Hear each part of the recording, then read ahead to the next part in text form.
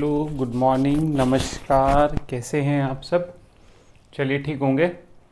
आप लोगों के बहुत लोगों के मैसेज आ रहे थे कि हिस्ट्री की वीडियो बनाइए। देखिए, मैंने हिस्ट्री रोकी नहीं थी कुछ टेक्निकल प्रॉब्लम हो गई थी जिस कारण से मैं बना नहीं पाया था। बहरहाल वो समस्या अब दूर कर ली गई है, तो अब मैं हिस्ट्री की वीडियो लेके आया हूँ आपके सामने। और आपको याद होगा लास्ट हमने जो है इतिहास को पढ़ा था, बक्सर का युद्ध पढ़ा था हमने आई थिंक। और बक्सर का युद्ध पढ़ने के बाद हमने द्वैत शासन प्रणाली पढ़ी थी। द्वैत शासन प्रणाली में मैंने आपको समझाया था कैसे सत्ता और दायित्व का विभेदीकरण कर दिया, पृथक्करण कर दिया था ब्रिटिश सरकार ने, जो कि प्रशासन का आधारभूत ढांचा है, जो प्रशासन के आधारभूत तत्व हैं, उन सबको नष्ट करना शुरू कर दिया था। तो उसके परिणाम भी हमने देखे थे। 1770 में बंगाल में अकाल पड़ा था, ठीक बात है। और 1772 में जो ये व्यवस्था थी द्वैत शासन प्रणाली, इसे क्लाइव जो है लगा के गया था और वॉरेन हेस्टिंग हटा देगा, ठीक है। तो देखिए, जो आज मैं टॉपिक पढ़ाने जा रहा हूँ वो है ब्रिटिश उपनिवेशवाद, ठीक बात है। क्या है? ब्रिटिश उपनिवेशवाद, या मैं कहूँ औपनिवेशिक काल, तो ज़्यादा ठीक होगा, दोनों ठीक हैं। औपनिवेशिक काल, तो मैं ब्रिटिश औपनिवेशिक काल पढ़ा रहा हूँ। और आप ये समझ लीजिए, ब्रिटिश ईस्ट इंडिया कंपनी का भारत में आना और उसके बाद पलासी बक्सर के बाद उन्होंने कैसे आर्थिक शोषण किया है, वही औपनिवेशिक काल है। आप कहेंगे ये उपनिवेशवाद या औपनिवेशिक काल क्या होता है? देखिए, मैं आपको बता देता हूँ। आप ऐसे समझिए, जब कोई एक समृद्ध शक्तिशाली देश किसी दूसरे कमज़ोर किंतु समृद्ध देश के संसाधनों का प्रयोग अपने देश के हित में, अपने स्वार्थ के लिए करता है, तो उसे ही उपनिवेशवाद कहा जाता है, ठीक बात है। देखिए, उपनिवेशवाद का अगर संकीर्ण अर्थों में अर्थ निकाला जाए तो एक देश द्वारा दूसरे देश के आर्थिक संसाधनों का प्रयोग किया जाता है। लेकिन आप जानते हैं, अगर कोई किसी देश के आर्थिक संसाधनों का प्रयोग कर रहा है तो वो केवल आर्थिक संसाधनों के प्रयोग तक सीमित नहीं रह सकता। क्यों? क्योंकि आर्थिक संसाधनों के शोषण के लिए या अपने आर्थिक संसाधनों के सुरक्षा के लिए ज़रूरी है कि राजनीतिक हस्तक्षेप भी हो। तो आप ईस्ट इंडिया कंपनी को देखेंगे, ईस्ट इंडिया कंपनी एक व्यापारिक कंपनी थी, हमारे यहाँ व्यापार करने आई थी। धीरे धीरे व्यापार करते करते उसका राजनीतिक शक्ति में इंटरफेयर होता गया। और आप देखेंगे पलासी बक्सर के बाद दीवानी और निज़ामत के कार्य लिए, तो आर्थिक जो हित होते हैं उनकी सुरक्षा के लिए राजनीतिक इंटरफेयर जरूरी हो जाता है। तो उपनिवेशवाद की जो विस्तृत व्याख्या है वो यही है। संकीर्ण तो कहती है केवल आर्थिक संसाधनों का दोहन किया जाता है, लेकिन नहीं, बल्कि आर्थिक संसाधनों के उपयोग के लिए राजनीतिक ढांचे का अपनी उपयोगिता के आधार स्वरूप निर्धारित किया जाता है। और उसी क्रम में आप देखेंगे ब्रिटिश ईस्ट इंडिया कंपनी किस रूप में तरह तरह से प्रशासन में परिवर्तन करेगी और भारत का कैसे अधिकाधिक शोषण किया जा सके, मतलब कैसे कैसे अधिक से अधिक भारतीय संसाधनों का प्रयोग ब्रिटिश हित में किया जा सके, यही उपनिवेशवाद का काल होता है। ठीक होगी बात। आप जानते हैं औरंगजेब की मृत्यु हुई, औरंगजेब की मृत्यु के बाद भारत का राजनीतिक स्ट्रक्चर जो है कमज़ोर हो रहा था। ईस्ट इंडिया कंपनी आर्थिक व्यापार करने आई थी, व्यापार कर रही थी। जब तक आर्थिक स्ट्रक्चर मजबूत, आप देखिए 1600 में ईस्ट इंडिया कंपनी आई है और औरंगजेब की मृत्यु 1707 में हुई है। 107 साल तक आप कहीं नहीं देखेंगे कि ईस्ट इंडिया कंपनी ने कब्जा कर लिया है। तो जैसे ही राजनीतिक स्ट्रक्चर कमज़ोर होगा, औरंगजेब की मृत्यु होगी, तो उसके बाद उन्हें मौका मिल जाएगा इंटरफेयर करने का, भारतीय राजनीतिक में हस्तक्षेप करने का। तो वो पहले आर्थिक संसाधनों का अधिकाधिक उपयोग करने लगेंगे। इससे क्या होगा, स्थानीय नवाबों के साथ उनके टकराव हुए। टकराव होने से क्या हुआ, उन्होंने राजनीति में भी इंटरफेयर करा, अपनी पसंद के शासकों को बिठाया उन्होंने गद्दी पर। धीरे धीरे वो खुद ही शासन करने लगे और एक आर्थिक कंपनी का रूपांतरण एक राजनीतिक शक्ति के रूप में हो गया। यही उपनिवेशवाद है और मैं इसी के चरण पढ़ा रहा हूँ आपको, उपनिवेशिक काल के चरण। देखिए, अगर जो मैं इसे मोटा मोटा बांटूं तो 1757 से पहले एक मोटा मोटा कह सकता हूँ, फिर मैं कहूँगा 1757 से 1813 तक, फिर मैं कहूँगा 1813 से 1860 तक। ठीक हो गई बात। और उसके बाद बोलूँगा मैं 1860 के बाद। ठीक हो गई बात। ये वाला जो काल है, ईस्ट इंडिया कंपनी का जो चेहरा है वो एक व्यापारी के रूप में है। क्या है? वो एक व्यापारी है। वो क्या कर रहे हैं? माल खरीद रहे हैं। ठीक बात है। आप जानते हैं यूरोप की ईस्ट इंडिया कंपनी ब्रिटेन की ही नहीं, अन्य देशों की कंपनियां भी हमारे यहाँ आई थी। हम पूरा सेक्शन पढ़ चुके हैं। हम जानते हैं 1453 में तुर्कों ने कुस्तुनतुनिया पर अधिकार कर लिया। उसके बाद जो है यूरोप से अरब के देशों के मध्य होने वाले व्यापारिक मार्ग अवरुद्ध हो गए। तब इन्होंने क्या करा? इन्होंने समुद्रिक मार्ग की खोज की और भिन्न भिन्न कंपनियां, यूरोपीय कंपनियां भारत से व्यापार करने आई है। भारतीय शासकों द्वारा समय समय पर इनका स्वागत किया गया। कारण ये था, ये हमारे ग्राहक हैं, हमसे माल खरीद रहे हैं और माल खरीद कर बदले में हमें सोना चांदी दे रहे हैं। बदले में क्या दे रहे हैं? बहुमूल्य धातु दे रहे हैं। तो हमें क्या दिक्कत है? हमें कोई दिक्कत नहीं है, हमारा बढ़िया चल रहा है। तो आप देखेंगे विभिन्न मुगल शासकों द्वारा समय समय पर ईस्ट इंडिया कंपनी को व्यापारिक सुविधाएं प्रदान की गई है, जिसका मुख्य कारण यही था कि ये व्यापार हमारे लिए लाभकारी था। ठीक होगी बात। तो ये ईस्ट इंडिया कंपनी का 1757 के पहले का स्ट्रक्चर है। ठीक होगी बात। 1757 से पहले ईस्ट इंडिया कंपनी का जो व्यापारिक स्ट्रक्चर है वो ये है। अब उसके बाद में ये वाले सेक्शन डिस्कस करने जा रहा हूँ। ये पहला, ये दूसरा और ये तीसरा। अगर जो मैं इनकी बात करूँ तो पहला जो सेक्शन है इसे कहते हैं वाणिज्यवाद का युग। कौन सा युग? वाणिज्यवाद का युग। ठीक बात है। जो दूसरा युग कहलाता है वो कहलाता है मुक्त व्यापार युग, मुक्त व्यापार काल। और जो तीसरा कहलाता है वो कहलाता है औद्योगिक पूंजीवाद। ठीक बात है। जो तीसरा काल कहलाता है वो औद्योगिक पूंजीवाद काल कहलाता है। तो मैं इनको संक्षेप में डिस्कस करूंगा। पहले इस वाले को डिस्कस कर रहा हूँ, फिर इसे करूंगा, फिर इसे करूंगा और पूरा ब्रिटिश अर्थव्यवस्था का ढांचा आपको समझाऊंगा, कैसे कैसे उसका रूपांतरण एक औपनिवेशिक शक्ति के रूप में परिवर्तित हो गया। एक वाणिज्यिक कंपनी, एक व्यापारिक कंपनी, व्यापारी लोग कैसे औपनिवेशिक शक्ति में परिवर्तित हो गए, वही हम पढ़ रहे हैं। चलिए अब मैं पढ़ रहा हूँ, आप देखेंगे तो प्रथम चरण जो मैं कह सकता हूँ 1757 से 1813 तक। ठीक होगी बात। प्रथम चरण की बात कर रहा हूँ मैं 1757 से 1813 तक। क्या हुआ इस चरण में, मैं उसकी बात करते हैं। देखिए आप जानते हैं 1757 पलासी, 1764 बक्सर, उसके बाद इलाहाबाद की संधि। इलाहाबाद की संधि में क्या मिला? दीवानी व निजामत। ठीक होगी बात। अब दीवानी और निजामत का मिलने का मतलब क्या है? बंगाल, बिहार, उड़ीसा के राजस्व पर ब्रिटिश अधिकार हो गया, ब्रिटिश प्रभुत्व हो गया। ठीक बात है। अब वो यहाँ से जो प्राप्त धन, इस धन का उपयोग काहे में कर रहे? इस धन के उपयोग माल खरीदने में करने लगे। इसका मतलब आप समझे क्या है? देखिए 1757 से पहले ईस्ट इंडिया कंपनी हमसे व्यापार करने आई थी, तो जो माल हमसे वो खरीदती थी उसके बदले में इंग्लैंड से बहुमूल्य धातु ला करके हमें दिया करती थी। लेकिन 1757 के बाद व्यापारिक ढांचा परिवर्तित हो गया। अब वो बंगाल, बिहार, उड़ीसा से जो रेवेन्यू कलेक्ट हो रहा है उसी रेवेन्यू से ही हमारे यहाँ से माल खरीद रहे हैं और उस माल को यूरोप में बेच रहे हैं। इसका मतलब क्या है? इसका मतलब है कि अब भारत के ही धन से भारत का ही सामान खरीदा जा रहा है।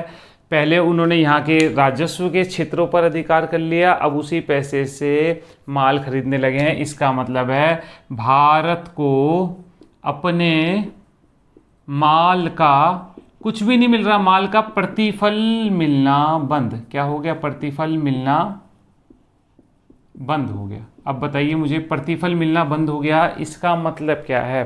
प्रतिफल मिलना बंद हो गया इसका मतलब है कि भारत के धन की निकासी प्रारंभ। ठीक बात है, यही भारत के धन की निकासी है।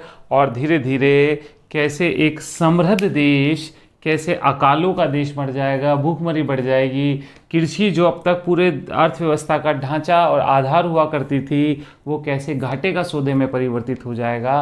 तो आप देखिए, ये पहला वो है स्ट्रक्चर है।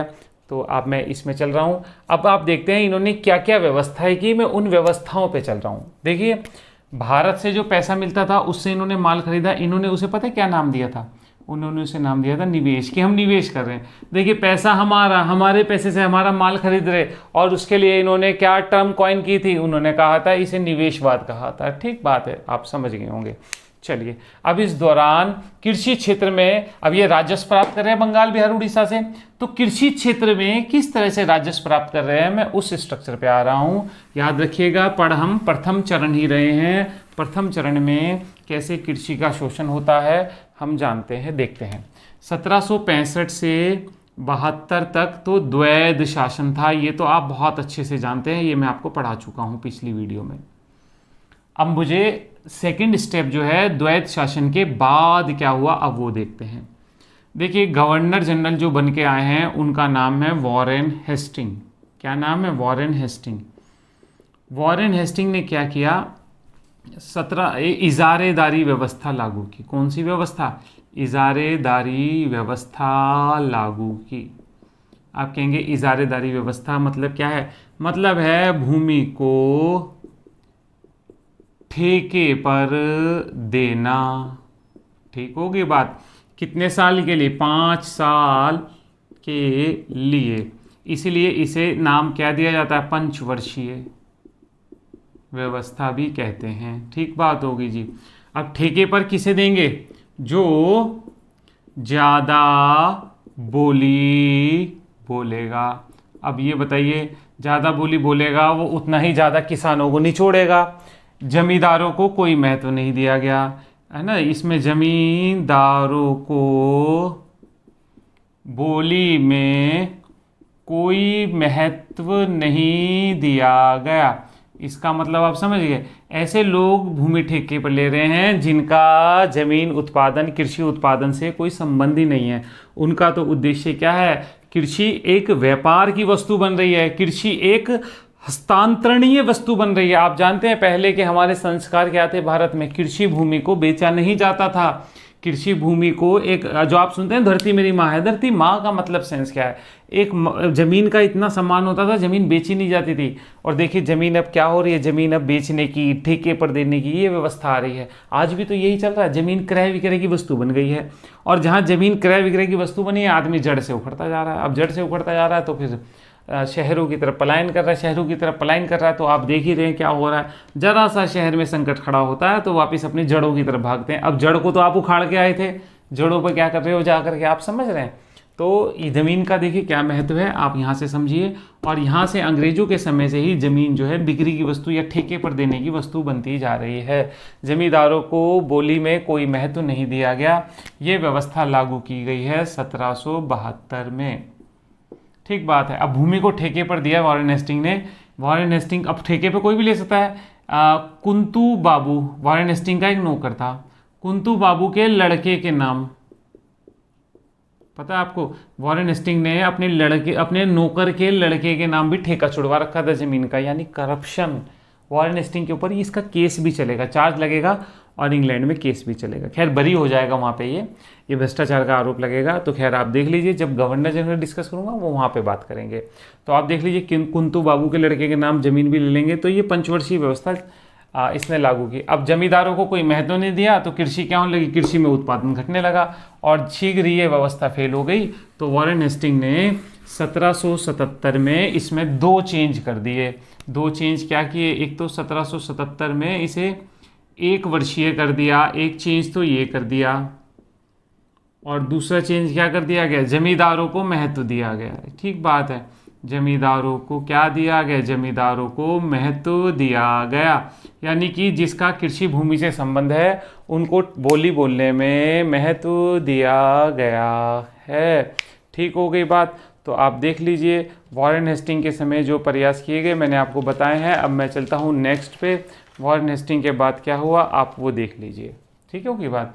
ये ना एक ट्रायल एंड एरर का दौर है ईस्ट इंडिया कंपनी का। ट्रायल एंड एरर का मतलब ये है कि यहाँ पर वो प्रयोग कर रहे हैं खेती में कि कैसे ज़्यादा से ज़्यादा राजस्व वसूला जाए, तो वही दौर चल रहा है। मैं इसे आगे चलता हूँ। चलिए देखिए,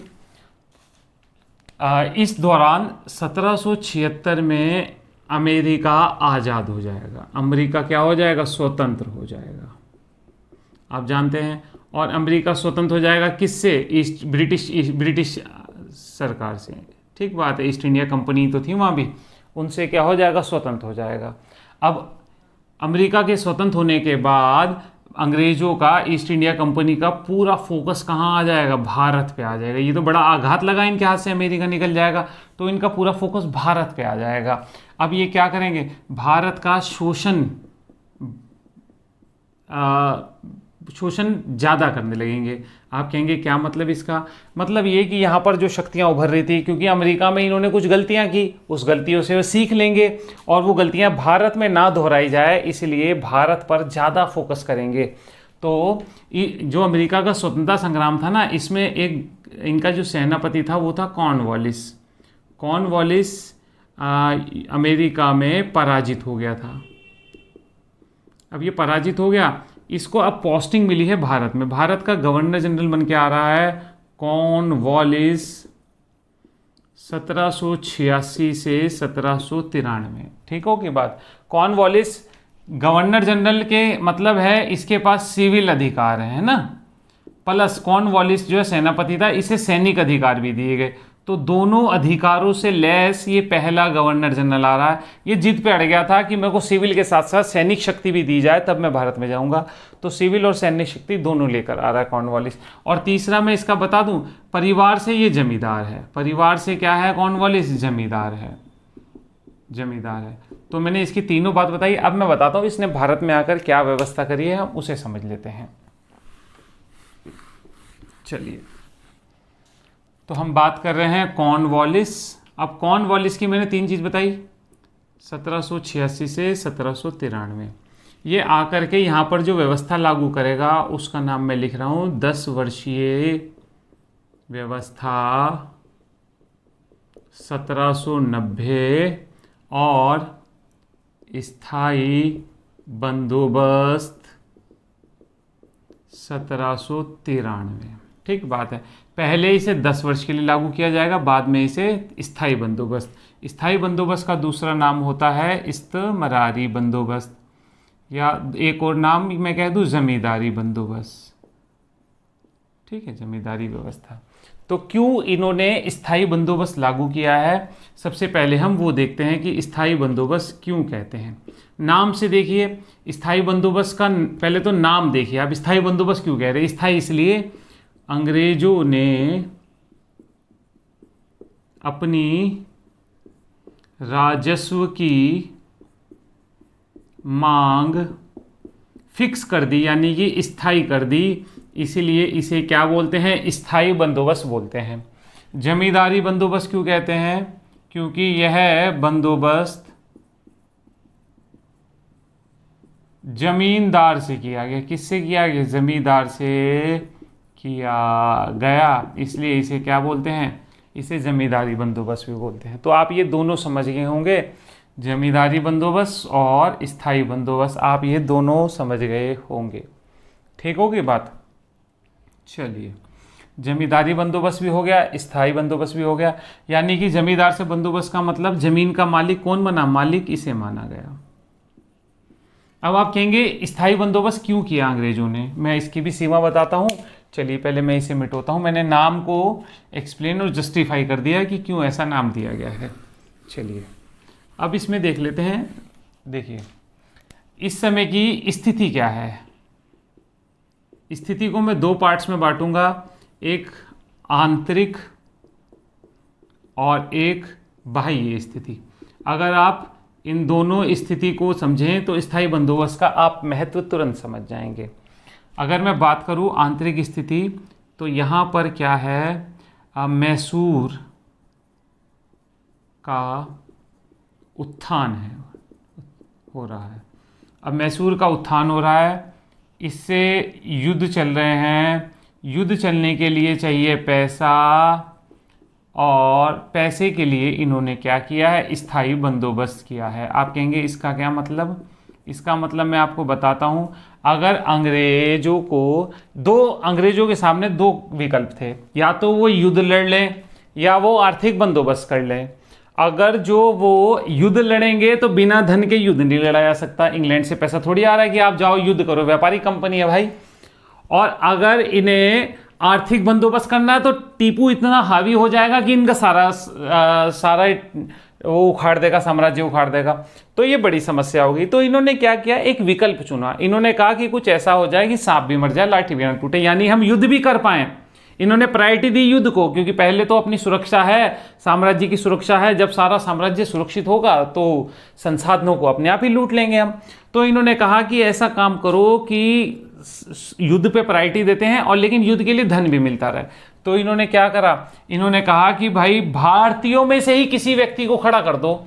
तो इन्होंने कहा अच्छा, इन्होंने भारतीयों के जमींदारों को खड़ा कर दिया और कहा कि भाई हमें तो इतना पैसा चाहिए हमारे कोष में, बाकी बचा हुआ आपका है और आप हमारे कोष में पैसा जमा कीजिए। तो देखो, हो गया ना, जमींदारों को खड़ा कर दिया। जमींदारों को खड़ा करने से क्या हुआ, ना तो इनको नए कर्मचारियों की नियुक्ति करनी पड़ी, इनके पास स्किल्ड कर्मचारी भी नहीं थे। स्किल्ड कर्मचारी का मतलब ऐसे तो थे जो युद्ध लड़ सकते थे। ईस्ट इंडिया कंपनी क्या करती थी, ब्रिटेन में जो रिटायर होते थे ना सेना वेना से, तो उनको सबको अपॉइंट कर लेती थी अपने यहाँ पे। तो इनके पास इस तरह के, लेकिन इस तरह के तो नहीं थे ना कि जिन्हें भारतीय भाषा, कल्चर आदि का ज्ञान हो। वो कैसे कर इकट्ठा करेंगे? और ईस्ट इंडिया कंपनी के आदमी हैं थोड़े से।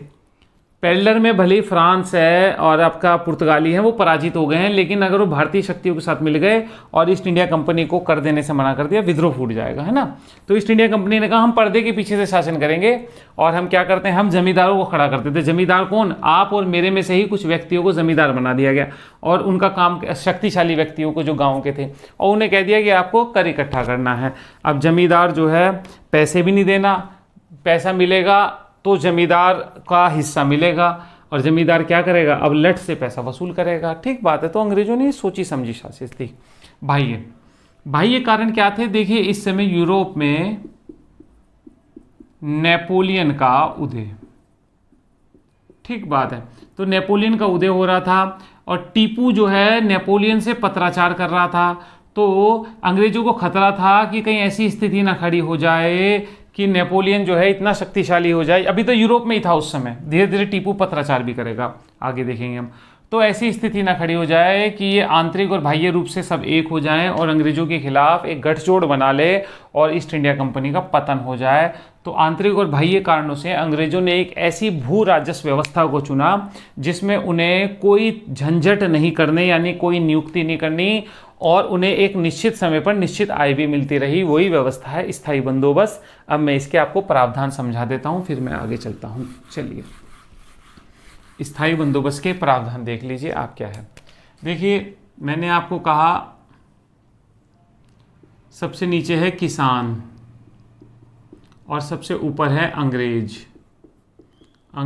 अंग्रेजों ने भूमि का मालिक बना दिया जमींदार को, और कहा कि आप कर इकट्ठा करेंगे, और कर इकट्ठा करके 10/11, कहीं कुछ लिखा है कहीं कुछ लिखा, 1/11 हिस्सा तो मिलेगा जमींदार को, और 10/11 हिस्सा मिलेगा किसको? अंग्रेजों को। ये अंग्रेजों के लिए जमींदार जिम्मेदार थे। अंग्रेज नहीं जानते किसानों को। जमींदार और अंग्रेजों के बीच संधि हुई है, तो इसका मतलब जमीन का मालिक जमींदारों को बना दिया गया है, और यही व्यवस्था है स्थायी बंदोबस्त। अंग्रेजों ने अपनी मांग जो है जमींदारों पर क्या कर दी, स्थायी कर दी है। यानी 10/11 है तो 10/11 लेंगे, अब बढ़ाएंगे नहीं। ठीक होगी बात। ऐसा नहीं कि आज 10/11 मतलब 89% के लगभग बैठेगा, 90%। हम कल 92 कर दें, 93 कर दें, आपको कहने लगा आपको 2% मिलेगा, 3% मिलेगा। उन्होंने कहा नहीं, हमारी मांग फिक्स है। ठीक होगी बात। आप लेकिन समय पर कर दीजिए। अब मैं आपको बताता हूँ स्थायी बंदोबस्त कहाँ लागू किया गया। ये लागू किया गया बंगाल, बिहार, उड़ीसा, उत्तरी कर्नाटक, वाराणसी के क्षेत्र में। ठीक बात है। नंबर 1 बात, अंग्रेजों की कुल भूमि जो थी ना उसके 19% भाग पर। जमीन का मालिक कौन है? मालिक जमींदार को बनाया गया। ठीक होगी बात। जमींदार को कितना मिलता? 1/11 जमींदार को, और ईस्ट इंडिया कंपनी को कितना? 10/11 भाग ईस्ट इंडिया कंपनी को दिया गया। ठीक बात है। इसमें एक नियम था जिसका नाम है सूर्यास्त नियम। इस नियम ने तो किसानों की हद ही खराब कर दी, कमर तोड़ दी किसानों की। मान लीजिए जमींदार को ये कह रखा था कि आपको जो तारीख निश्चित की गई है उस तारीख को सूर्य अस्त होने से पहले आपको रेवेन्यू लेकर के मेरे अकाउंट में जमा करना है। अगर नहीं किया तो आपकी जमींदारी नीलाम कर दी जाएगी। क्या होगा? जमींदारी नीलाम कर दी जाएगी। आप इसका मतलब समझे? जमींदारी नीलाम कर देंगे, इसका मतलब नीलाम ये हुआ, इसका मतलब कि भाई साहब मान लीजिए जमींदार को किसान से कर वसूलना 100 रुपये देने किसान ने, और कहा कि भाई 10 तारीख को तूने किराया मतलब वो देना ये रेवेन्यू, तो इसने 10 तारीख को नहीं दे पाएगा तो ये इस पर डंडा बजा देगा, क्योंकि अंग्रेज इस पर डंडा बजाएंगे, जमींदार पर डंडा क्या बजाएंगे, इसकी जमींदारी नीलाम कर देंगे। इसने ठेका लिया था कि भाई साहब मैं 100 रुपये दूंगा आपको कलेक्ट करके, अगला कहेगा भाई साहब कोई है जो 101 रुपये दे, तो अगला आ जाएगा। ठीक होगी। तो सूर्यास्त नियम क्या था? सूर्यास्त नियम ने अंग्रेजों की कमर तोड़ दी, क्योंकि जमींदारों पर पड़ने वाला दबाव अंततः बेचारे गरीब किसान को ही सहना पड़ता था। और अब क्या हुआ देखिए, आपको 2 चीज़ बताता हूँ। अब पहले तो अगर जमींदारी नीलाम हुई, इसका मतलब क्या है? मान लीजिए इसने किसान पे बहुत दबाव डाला तब भी किसान ने कर नहीं दिया, तो जमींदार की जमींदारी नीलाम हो गई। अब जमींदारी नीलाम हो गई, उसका क्या होगा? फिर ठेका छूटेगा, उसका बोली होगी। तो बोली होने पर अब इस बोली को कौन लेगा? शहर का व्यापारी। कौन लेगा? शहर का व्यापारी बोलेगा बोली। अब शहर का व्यापारी बोलेगा मतलब एक ऐसा व्यक्ति जो गांव में रहता ही नहीं है। तो पेपर में क्वेश्चन आया, इससे क्या हुआ? इससे एक अनुपस्थित जमींदार की उत्पत्ति हुई। किसकी उत्पत्ति? अनुपस्थित जमींदार की उत्पत्ति हुई। ठीक हो गई बात। अब अनुपस्थित जमींदार ने क्या करा? अनुपस्थित जमींदार अपने नीचे छोटे छोटे जमींदार रखेगा, तो आप वही देखिए क्या करेगा। नीचे तो किसान है ही, किसान के नीचे हो गया जमींदार 1, और इसके बीच दूसरा हो गया जमींदार, बड़ा जमींदार जो कहाँ पे है? जो शहर में रह रहा है, और ऊपर हो गए अंग्रेज। ठीक होगी बात। अब इस पे और दबाव बढ़ जाएगा, ये इस पे दबाव बनाएगा, ये इस पे दबाव बनाएगा, ये इस पे दबाव बनाएगा। तो आप देख रहे हैं एक शहरी वर्ग का कृषि से जुड़ा हो गया जो कृषि से कुछ काम करता ही नहीं था। आज मैं आपको बताऊं, अगर आज की स्ट्रक्चर आप देखें, शहर वालों की गांव में इतनी ज़मीन होगी कि गांव वालों की गांव में इतनी ज़मीन नहीं होगी, पता है आपको। लेकिन वो क्या है, सब उन्होंने फार्म हाउस के लिए और अपने यूज़ के लिए बना रखी है। आप देखें तो ऐसे ही मिलेगा आपको। ठीक बात है। तो आप देख सकते हैं, आप कभी मसूरी वगैरह में जाइए, इधर जाइए, तो आपको उत्तराखंड वालों की ज़मीन नहीं मिलेगी, सब बाहर वालों ने खरीद रखी है। ठीक बात है। फार्म हाउस बना रखी है घूमने के लिए। अब कोरोना ऐसे संकट आ रहेंगे तो कोई और आपदा आएगी, सब अपने अपने यहाँ पर आ जाएंगे। तो आप देख सकते हैं सूर्यास्त नियम हुआ, ज़मींदारी व्यवस्था हो गई, ये मैंने आपको बता दिया। ठीक है। और इससे क्या होगा? किसान भी अपनी ज़मीन छोड़ छोड़ कर भागेगा। तो इसका मतलब ज़मीन जो किसान भी अब क्या हो जाएगा, धीरे धीरे किसान की स्थिति कमज़ोर होगी, वो राजस्व नहीं दे पाएगा, तो किसान को बेदखली किया जाएगा। अब किसान को बेदखली किया जाएगा तो किसान क्या है? मजदूर बन जाएगा। तो किसान की स्थिति मजदूर जैसी हो जाएगी धीरे धीरे, और ये व्यवस्था कृषि अर्थव्यवस्था को नाश कर देगी। ठीक बात है। आप समझ गए। मैंने आपको बताया जमींदारी व्यवस्था से क्या क्या फ़ायदे हुए, और एक फ़ायदा और हुआ अंग्रेज़ों को जमींदारी व्यवस्था से। वो क्या फ़ायदा था? मैंने आपको सारे पॉइंट बता दिए क्या क्या, आपसे क्या कि क्यों क्या क्या फ़ायदे हुए। तो अगर मैं कहूँ इसके लाभ क्या क्या हुए, तो आप ऐसे देख सकते हैं भाई साहब, अनावश्यक नियुक्ति नहीं करनी पड़ी। अनावश्यक नियुक्ति से बचे कौन? East India company. ये ईस्ट इंडिया कंपनी के लाभ हैं। ठीक है। जमींदार वर्ग मिला। जमींदार वर्ग मतलब एक ऐसा वर्ग मिला, इसने 1857 के विद्रोह को विफल कर दिया था। ये अंग्रेजों का वफादार रहेगा। आप खुद देख सकते हैं ना, इसकी जमींदारी कब तक रहेगी, जब तक अंग्रेज रहेंगे। तो ये अंग्रेजों का संरक्षक बन जाएगा, अंग्रेजों की सुरक्षा गार्ड बन जाएगा, 1857 के विद्रोह को विफल करा देगा। और क्या हो सकता है, अंग्रेज अपना फोकस युद्ध पर कर पाए। इन्होंने टीपू वगैरह युद्ध पर किया फोकस अंग्रेजों ने, तो कहीं युद्ध जीते। इन्होंने सारे भारतीय राज्यों को परास्त किया दिया, टीपू भी है इनमें, भारतीय राज्यों को परास्त किया। आप देखेंगे आगे मराठे वगैरह सबको ये परास्त कर देंगे। तो देखिए इसके कहीं से लाभ हैं। और अगर मैं कहूँ हानि, तो हानि किसके दृष्टिकोण से, हानि भारतीयों के दृष्टिकोण से।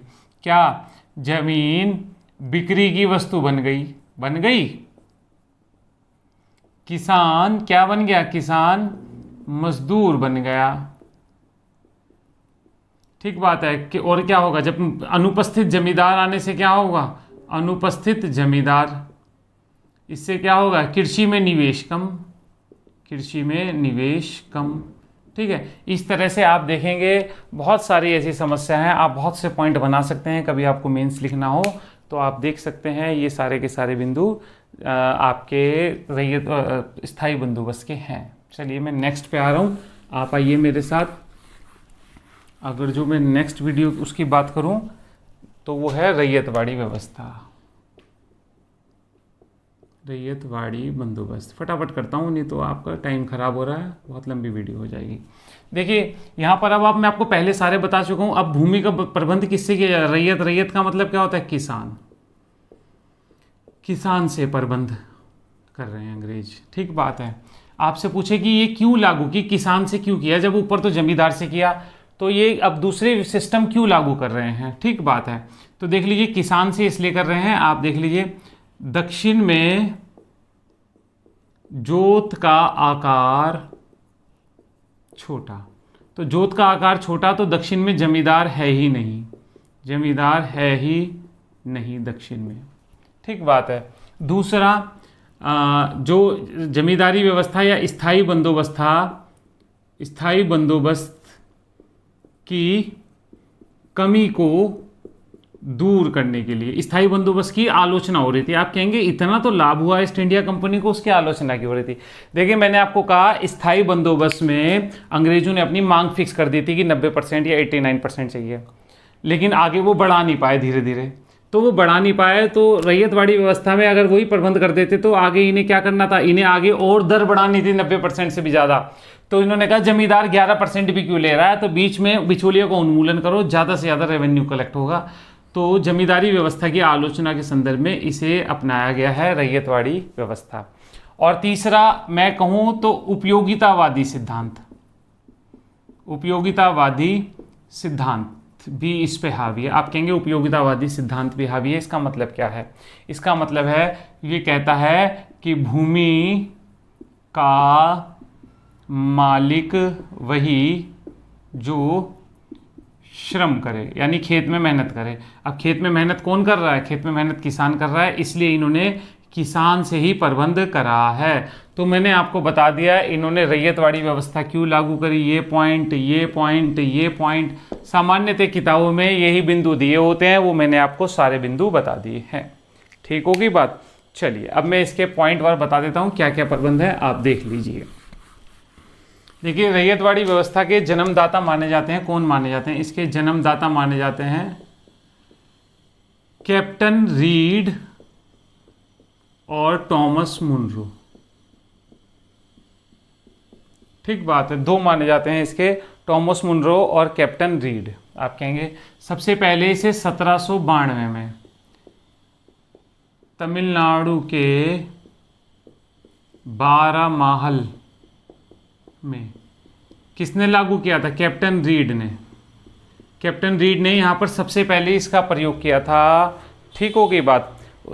बाद में मद्रास में इसे लागू किया था मुनरो ने। मुनरो कब से कब तक गवर्नर था, 1820 से 27 तक।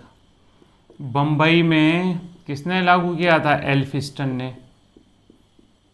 ठीक बात है।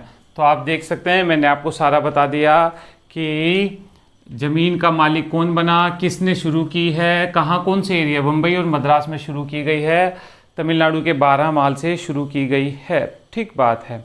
अब इसमें ज़मीन का मालिक कौन है, रैयत, रैयत यानी कि किसान। अब इसके मैं आपको अंग्रेज़ों की कितनी ज़मीन पर लागू थी, कुल ज़मीन के 51% भाग पर लागू थी। ठीक बात है। अभी हमने पढ़ा 19% भाग पर आपने स्थायी बंदोबस्त लागू किया और 51% भाग पर आपने रैयतवाड़ी लागू की है। अब इसकी मैं कमियां बता देता हूं, फिर हम आगे चलते हैं। चलिए, क्या क्या कमियां होंगी इसकी। इसमें कर की दर अधिक थी, कर की दर अधिक। ठीक बात है। आप देखिएगा कितने 33 से 55% तक थी। आप कहेंगे ज़्यादा नहीं लग रही है आपको, पता है क्या, अब वो कर का निर्धारण आप ये बताइए अनुमान पर। इसका मतलब देखिए, आपके पास 10 बीघा खेत है, 10 बीघे खेत में आपने कहा 10 बीघे पे कर लगा दिया, ये तो हुआ अनुमान पे। 10 बीघे में पैदा हुआ 2 किलो, तो 2 किलो पे आपने अनुमान लगाया, ये अनुमान पर, यानी कि क्षेत्र पर कर निर्धारण। यही तो कमी थी भाई। आपने कर दिया कि भाई इतने बड़े क्षेत्र पे 10, आपने मान लिया 10 बीघा है तो आपका 1 बीघे में 3 कुंटल गेहूं होगा ही होगा, तो 30 कुंटल होगा ही होगा 10 बीघे में, तो उस पर कर लगा दे। भाई साहब ऐसा नहीं है, बहुत सी समस्याएं होती हैं, तो वास्तविक उत्पादन कम भी हो जाता है। ठीक होगी बात। तो आप देख सकते हैं। और मान लो कोई प्राकृतिक आपदा में कोई सहायता नहीं। अब अंग्रेजों को तो कर चाहिए, चाहे आपदा आए, चाहे तूफान आए, चाहे बारिश आए, चाहे ओला पड़े, कुछ भी हो, फसल खराब हो, कुछ भी हो। ठीक बात है। उसके बाद वसूली कठोरता से, वसूली कठोरता से और निश्चित तिथि तक।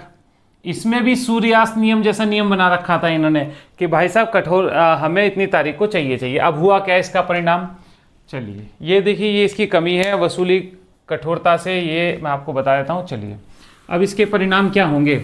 जब आप वसूली कैसे कर रहे हैं, कठोरता से कर रहे हैं, तो किसान ने क्या किया, किसान आपको कर देगा, कर देने के लिए वो महाजन से उधार लेगा। किससे, लाला से उधार लेगा। अब थोड़ी लाला तो ब्याज में ही मार देगा इसे किसान को। ठीक बात है। तो यहाँ पर क्या हुआ, अंग्रेज प्लस महाजन ने किसान को मार दिया। अब देखिए यहाँ पर अंग्रेज और महाजन, यहाँ पे जमींदार की जगह कौन आ गया, महाजन आ गए, सूदखोर आ गया, और इन दोनों ने मिलकर किसान का नाश मार दिया। किसान की ज़मीन एक बार महाजन के चंगुल में फंसी तो आप देखेंगे ये हमेशा के लिए चली गई। और आप देखेंगे बहुत लाला लोगों की दुनिया भर की ज़मीनें, ये सारा का सारा यहीं से सिस्टम शुरू हो रहा है, जिसका अंतिम परिणाम हमारी कृषि की अवनति के रूप में होगा। ठीक होगी बात। तो मैंने आपको सारा बता दिया। चलिए, उसके बाद आप और क्या देख सकते हैं। देखिए, जब किसान के पास पैसा नहीं बचेगा, क्या नहीं बचा, पैसा नहीं बचा, ठीक बात है, तो कृषि में निवेश होगा ही नहीं, कृषि में निवेश घटेगा। बिल्कुल ठीक बात है भाई। कृषि ये थोड़ी कि आप ज़मीन, कोई जादू थोड़ी है कि आप जितना चाहे उत्पादन करते रहो। ज़मीन को भी तो पड़ती छोड़ना पड़ता है, उसमें भी खाद डालनी पड़ती है, तो किसान कहाँ से लाएगा। तो डेफिनेटली किसान को तो ज़मीन छोड़कर भागना ही पड़ेगा। ठीक बात है।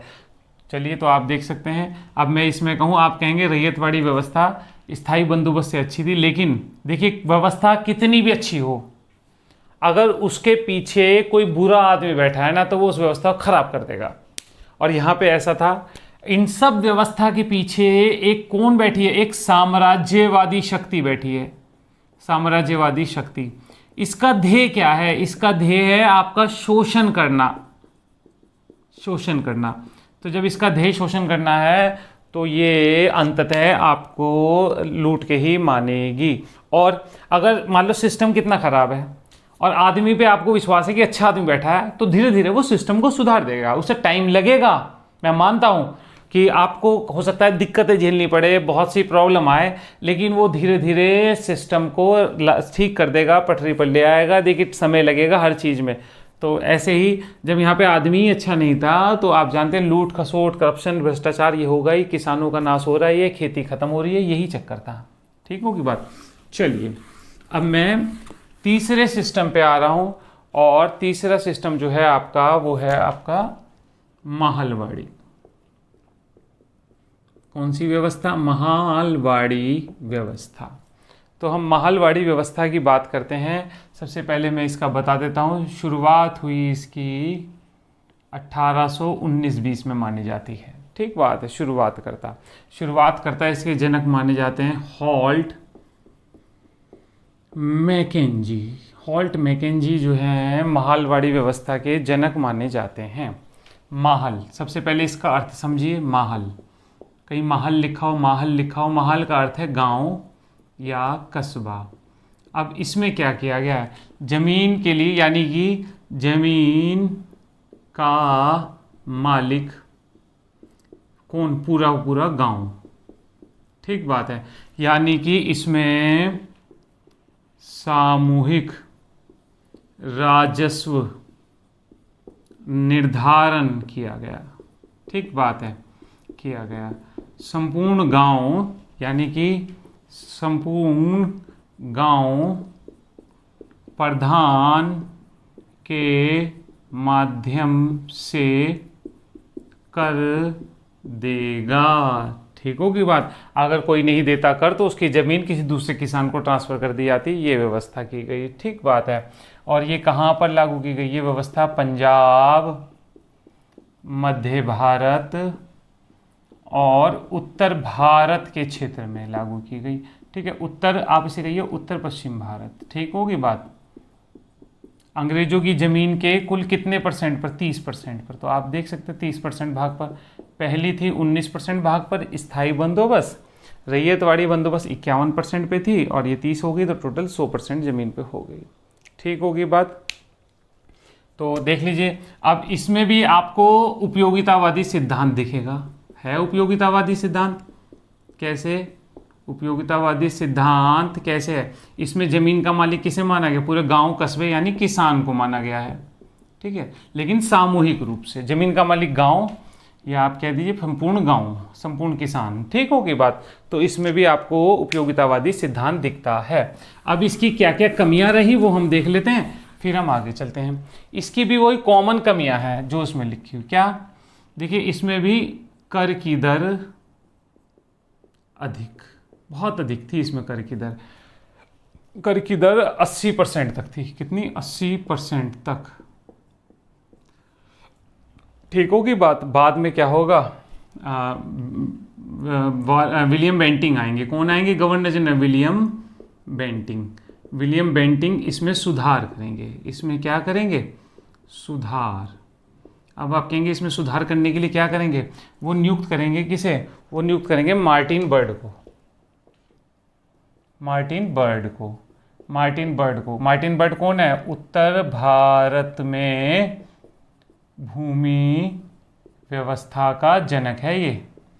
हमारे यहाँ पे तराई का प्रबंध जब होगा ना उत्तराखंड में, नौमाल परगना तराई के क्षेत्र में, तो मार्टिन बर्ड ही आएगा। तो मार्टिन बर्ड करेगा। मार्टिन बर्ड की रिपोर्ट पर इसमें कर की दर को कितना कर दिया जाएगा? 66% कर दिया जाएगा, 80%। ठीक बात है। मार्टिन बर्ड के सहयोग से मार्टिन बर्ड की रिपोर्ट आएगी, विलियम बेंटिंग करेगा। ठीक होगी बात। इसमें अब दूसरी चीज़ भी देख लेते हैं क्या है, फिर हम आगे चलते हैं। फिर इसमें आगे क्या सुधार होगा? आगे सुधार होगा उसके समय, क्या नाम है आपका? डलहौजी के समय। डलहौजी के समय क्या होगा? डलहौजी के समय 1855 का सहारनपुर नियम आएगा। ठीक है, एक बार यूपी पीसीएस में पूछा गया सहारनपुर नियम कब का है? 1855 का है सहारनपुर नियम। इसमें कर कितना कर दिया जाएगा? पहले 80 था, फिर 66 किया गया, इसमें 50% कर दिया जाएगा। ठीक होगी बात। देखिए, अब मैं आपको बताऊं इस भूमि व्यवस्था को कहाँ पंजाब के क्षेत्र में लागू किया गया था। तो इसमें सिंचाई पर बल दिया जाएगा। सिंचाई पर बल दिया जाएगा इस व्यवस्था में। बहुत पंजाब के क्षेत्र में नहरों का विकास आगे आप देखेंगे डलहौजी के समय बहुत ज़्यादा विकास किया जाएगा। ठीक होगी बात। अब इसमें एक दो चीज़ और देख लेते हैं, इसकी क्या कमियां रहीं वो हम देख लेते हैं। अब मैं कमी बताऊं तो आप क्या कहेंगे? कमी कहेंगे कर की दर अधिक। फिर वही वसूली कठोरता से। तीसरा, कर निर्धारण अनुमान पर। ठीक बात है। तो वही समस्याएं हैं जो आपने रैयतवाड़ी व्यवस्था में देखी।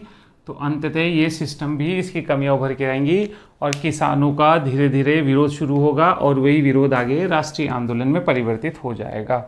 मैंने पहला चरण पूरा कर दिया। यहाँ पर पहले चरण के जितने भी कृषि सिस्टम थे वो मैं पूरे कर दिए हैं। यहाँ मैं रोक रहा हूँ। अब मैं दूसरे चरण में चलूँगा, कैसे अंग्रेज़ों ने कैसे शोषण किया है। ठीक है।